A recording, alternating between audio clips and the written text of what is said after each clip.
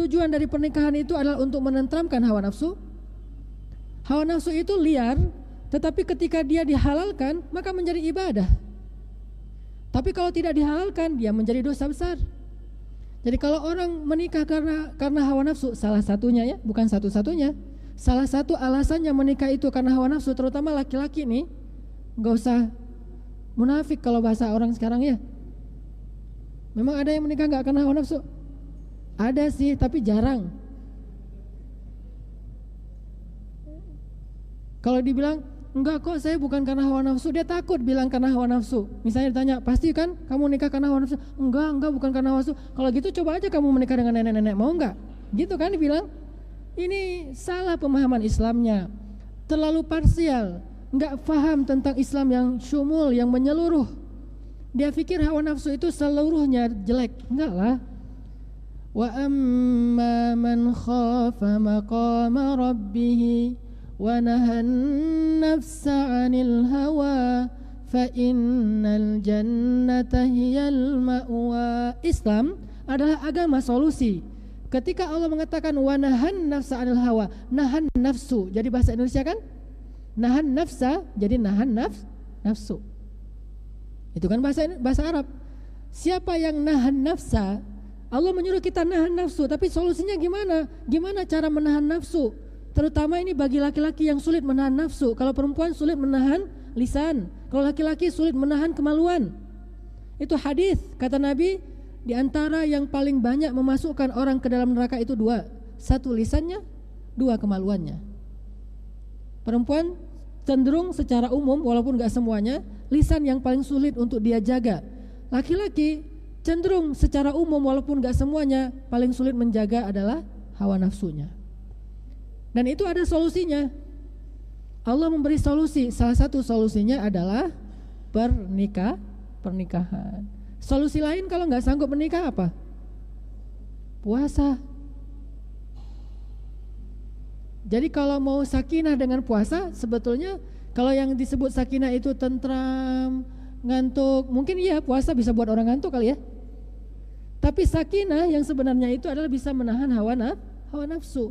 Karena orang kalau misalnya dia lapar, lebih terjaga syahwatnya dibandingkan orang yang terlalu kenyang. Makanya diberikanlah syariat berpuasa.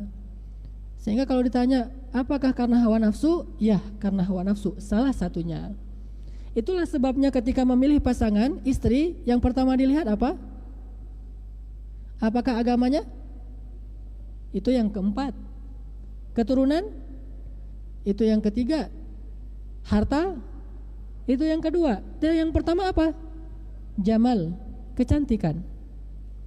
Kecantikan. Kenapa kecantikan? Karena itu salah satu hal yang dicari dalam pernikahan, litaskunu ilaiha, untuk menenteramkan hawa nafsunya. Sehingga Allah berfirman di surat Al-Mu'minun, walladzina hum li furujihim hafizun, menjaga kemaluan. Gimana cara jaga kemaluan?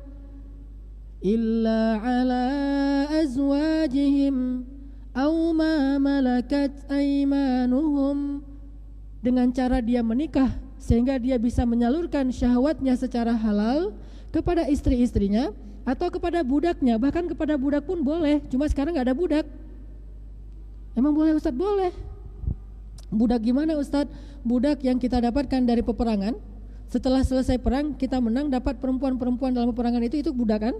Itu boleh dinikahi tanpa harus perwalian dari walinya, tanpa harus izin dari walinya, boleh dinikahi dan dipergauli seperti istri. Cuma karena orang Islam sekarang gak pernah menang perang, gak adalah fikih itu. Dulu fikih itu ada, termasuk siapa yang dinikahi oleh Nabi tanpa perwalian dari walinya ketika pulang perang Khaybar? Sofia. Memangnya Sofia tanya ke bapaknya dulu, mana bapaknya, udah meninggal? Tanya ke keluarganya, nggak ada keluarganya. Dia satu-satunya dan dia dalam keadaan sedang ditawan oleh pasukan kaum muslimin. Sebelum Rasulullah mau menikahi Sofia, udah ada tuh yang ngincer-ngincer Sofia tuh. Ada sahabat yang diam-diam ngelirik-ngelirik Sofia. Lalu ketika pembagian ghanimah, para tawanan ini dihadirkan. Rasulullah tanya ke si sahabat ini, apa yang kamu inginkan? Kata dia, Sofia. Apa yang kamu inginkan? Kata sahabat ini, Sofia ya Rasulullah. Rasulullah kemudian cemberut. Kata Rasulullah, Allah sudah memberikan dia untukku. Kalau udah pakai Allah mah susah ya, udah pakai wahyu. Allah sudah memberikan Sofia untukku, kamu cari yang lain. Oh ya udah deh Rasul, yang enak, yang cantik-cantik dan Rasul. Akhirnya dia cari yang lain. Akhirnya Sofia dinikahi sama Rasul, dan Sofia pun ditanya, dia sendiri yang ditanya, enggak ada walinya. Bagaimana menurutmu hai Sofia? Kata Sofia, aku menerima apapun yang engkau tawarkan. Maka menikah dengan Rasulullah. Au ma malakat aimanuhum, budak kepada istri-istrinya atau kepada budaknya dia boleh menyalurkan syahwatnya, furujihim. Dan itu fa innahum ghairu malumin. Mereka dengan cara-cara kayak gitu enggak tercela. Dengan cara yang Allah jelaskan tadi dua, itu tidak tercela. Giliran kita mencela, wah pasti gara-gara hawa nafsu. Kenapa kita mencela apa yang Allah tidak cela? Giliran orang yang jelas-jelas berzina, faman ibtagha wara'a dzalika faulaika humul adun. Siapa yang menyalurkan syahwatnya dengan cara selain dua ini, faulaika humul adun. Itulah orang yang melampaui batas. Tapi yang menyalurkan syahwat dengan dua cara ini, qad aflahal mu'minun. Coba, beda banget mindset kita dengan mindset Al-Quran. Kita baca Al-Quran bukan untuk bangun mindset, kita baca Al-Quran untuk menumpuk pahala. Kalau kita baca Al-Quran untuk membangun mindset, kita jadi tahu, oh ini boleh-boleh saja, oh ini mah gak tercela, ini mah wajar-wajar aja, ini mah normal, ini mah standar. Tapi kalau kita baca Al-Quran sekedar untuk numpuk pahala, ketika dihadapkan dengan sedikit masalah-masalah kayak gini, kita bingung. Kita bilang orang tuduhan macam-macam, padahal menurut Allah saja, fa innahum ghairu malumin, mereka tidak tercela, tapi mereka dicela. Tidak tercela, cuma dicela oleh manusia. Sedangkan yang jelas-jelas tercela, di media dia tampilkan bahwa dia melakukan perbuatan selain dua ini, kemudian dia dipenjara, kemudian dia bebas, semuanya kami mendukung, kami mensupport, kami apa segala macam. Padahal menurut Allah, fa innahum ulaika humul adun, mereka itu melampaui batas. Kebalik-balik masyarakat kita, gara-gara Al-Quran tidak dibaca untuk membangun pemahaman, tetapi dibaca sekedar untuk membangun pundi-pundi pahala. Jadi ikhwati sekalian, mulai sekarang fahamilah bahwa istilah sakinah itu bukan istilah lempeng aja asal bilang sakinah mawaddah warahmah, bukan. Istilah sakinah adalah istilah yang khusus menjadi hak seorang suami. Salah satu yang paling besar di situ adalah litaskunu ilaiha, artinya agar syahwat seorang suami itu bisa tersalurkan secara halal. Kemudian kalau kita membaca hadis tentang litaskunu ilaiha menjadi hak suami, maka istri atau perempuan yang paling keren menurut hadis khairun nisa. Apa arti khairun nisa? Perempuan yang keren itu, kalau kita terjemahin ya, kalau sebaik-baik perempuan kan udah biasa nih. Khairun nisa, kata Nabi, kalau digaulkan, perempuan yang keren itu, cewek yang keren itu, al-mar'atul lati idza nazarta ilaiha sarratka. Perempuan yang keren itu adalah istri yang kalau suami ngelihat ke arahnya, suaminya itu menjadi senang. Dia membuat suaminya itu menjadi berselera. Dia membuat suaminya itu menjadi tertarik kepada dia, menjadi bahagia dengan melihat dia. Ngelihat aja tuh. Gimana caranya Ustadz? Berarti akhwat sekalian, nanti kalau jadi istri atau yang sudah jadi istri, belajar menggoda suami.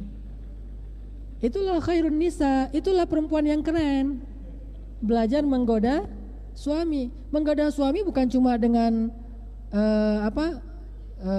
jalan atau mungkin dengan dance, bukan hanya dengan itu.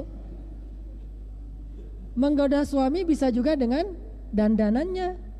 Untuk siapa ibu-ibu beli parfum? Untuk orang di luar. Parfum itu sebetulnya bukan untuk orang di luar. Parfumnya seorang perempuan, misalnya ibu-ibu nih senang, kawat yang ibu-ibu nih senang dengan aroma vanila misalnya. Pengalaman ya Ustadz? Ya, misalnya senang dengan aroma vanila.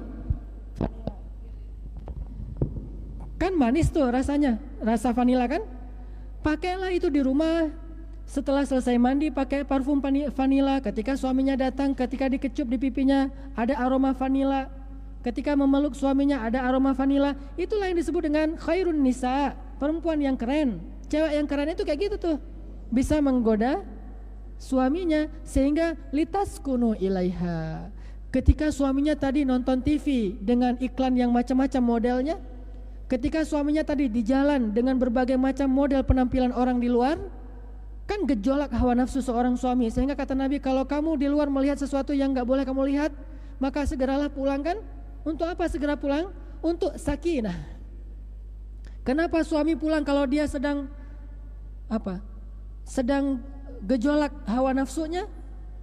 Supaya dia memperoleh sakinah. Makanya Allah dan malaikat melaknat seorang perempuan yang ketika diajak oleh suaminya tanpa ada alasan-alasan atau uzur syar'i, dia menolak keinginan suaminya. Kenapa? Tidak memberikan hak suami, dan itu bahaya bagi laki-laki. Mungkin dia tidak akan berzina, tetapi setidaknya ketika dia tidak berzina, pusing kan dia? Pusing gak? Pusing. Kalau gak gitu, gimana caranya nih, pusing banget. Ini laki-laki, ini